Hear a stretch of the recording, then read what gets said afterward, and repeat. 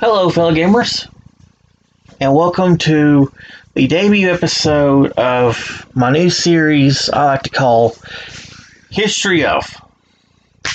Basically, what History of is, I'm going to be going into the history and the cultural impact of gaming's biggest companies, and smallest too. There's been a lot of smaller companies, but anyway.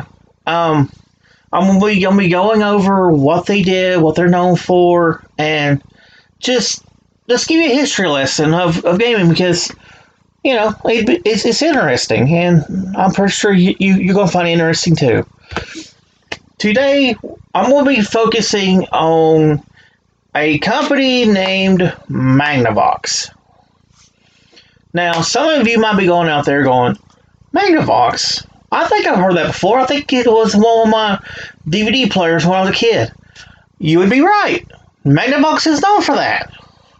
But, however, Magnavox was also known as the inventors of the home video game console market. And I'll be getting into that here shortly. So, strap in, have fun, and let's get this started. Now, gaming has been around in some capacity since, the dawn of time, basically. And, whether it be gambling, hunting, whatever. Gaming is such a broad term that it doesn't exclusively apply to video games. And, well, let's get into the history of Magnavox. Magnavox was started in 1980 and 1911 by two people, Edward Prenham and Peter L. Jensen. Now, Magnavox wasn't always the name of the company. The company Magnavox is owned under the umbrella of the Philips Corporation. And we'll be getting into Philips here later on, because Philips plays a major role in the history of the Sony company and Nintendo. So we'll be getting into that much later on in the series, but for right now, let's just focus on Magnavox. Magnavox was originally named the Commercial Wireless and Development Company. In July of 1917, that's when Magnavox became the name.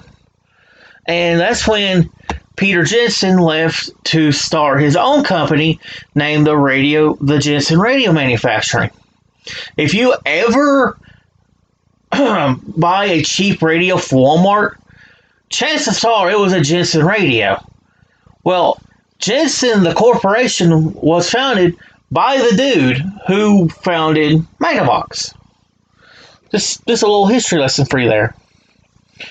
After he left the company appointed the first ever president.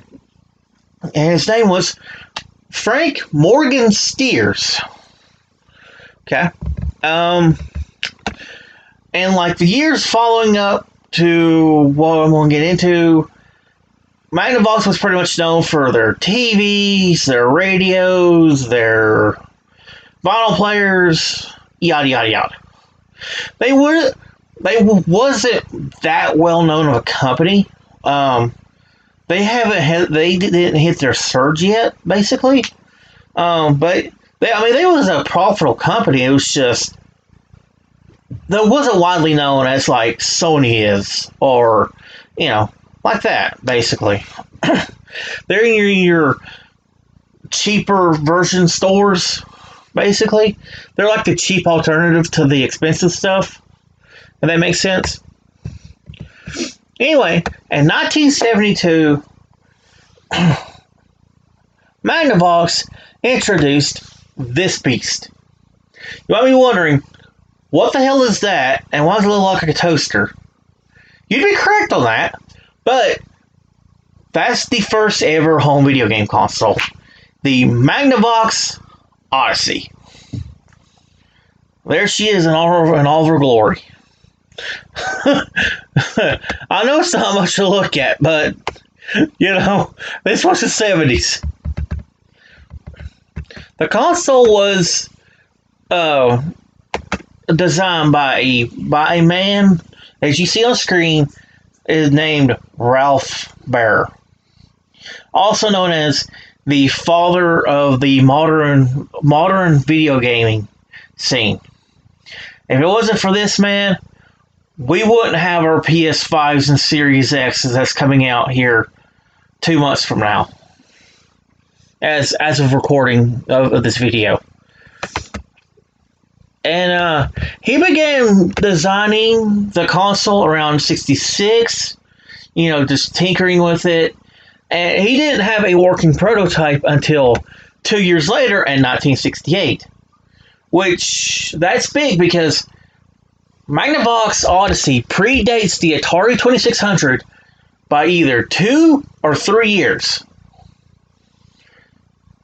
I mean, it's not that big of a deal because Atari is the ones who made gaming the way it is now.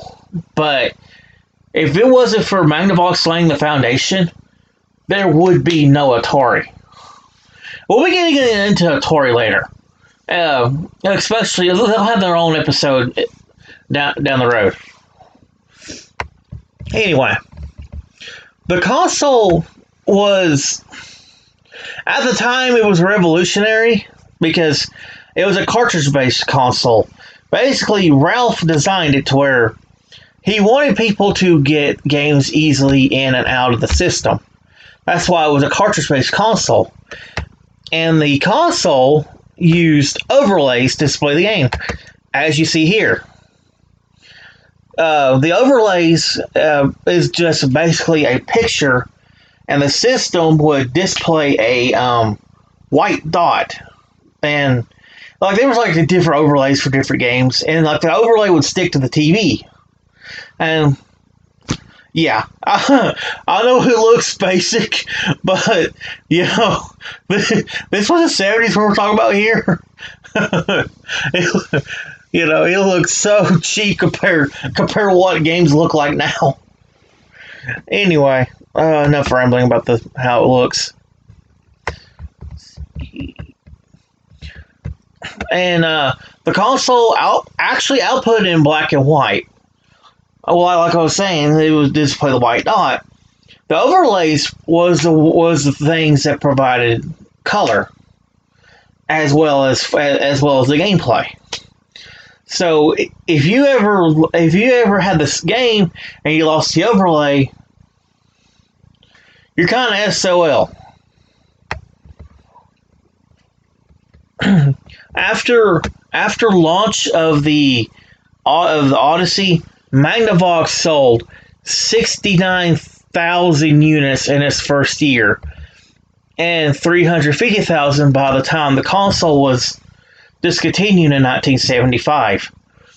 This is big because apparently this is considered a commercial failure because people at the time didn't know what it was. They didn't immediately flock to it. It wasn't until Atari came out with their system before people went, oh, hey, look at this thing. It plugs to the TV and you got this controller that does stuff. So, and this console was sold at $100. I don't know how much that equates to nowadays. Somebody in the comments hopefully will post that. Sorry about that. Anyway, in 1978, Magnavox released the Odyssey 2. To people anticipating it. This is when it got interesting because the Odyssey 2 pretty much competed with the 2600, which is really interesting. And obviously, we all know who won that, the 2600, obviously. But, however, this is where Atari and Magnavox first collide. One of the Magnavox games was a ping pong game. And Atari later admitted that it was an inspiration for the classic game Pong. And and actually, this ping pong game was the first game to ever have a patent.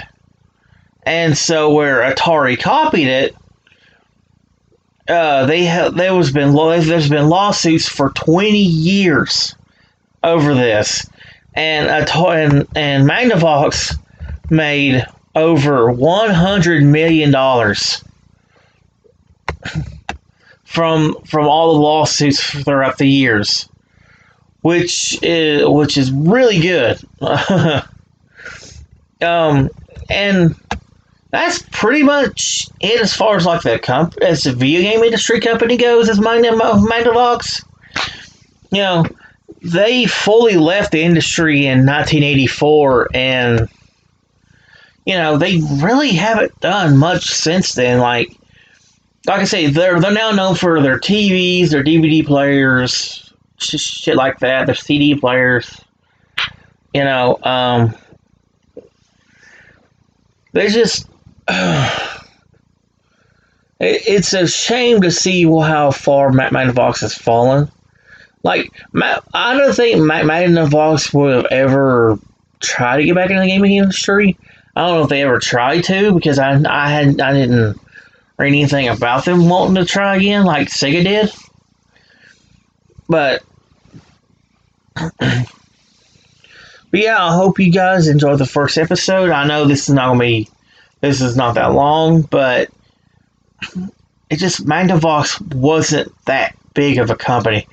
Yes, they was big for what they did, but as far as they don't have a rich lineage in gaming as other companies do, and it's okay. We're gonna have shorter episodes. This is gonna be normal for this show. And like I say, this is only the first episode. I won't get better over time. Thank you for watching, and please comment down below what company you would like to see next. I'm telling you now, Nintendo, I'm saving that for something later on. So please don't be spamming the comments. Oh, Nintendo. That is going to be a fucking 2-hour episode right there. Because the Nintendo, there's more to Nintendo than what most people realize that there is. So that's gonna be the one that's gonna take me a while. But thank you for watching. I've been working on this show I've been working on this idea for 4 years, and yeah, I hope you guys enjoy it. I promise whatever company I do next will be longer. It's just, like I said, Magnavox wasn't that big when it comes into gaming. They wasn't known for particular games or anything. It just came and went like a hot potato. So, have a good day, everybody. Game on, and just love one another. Good night.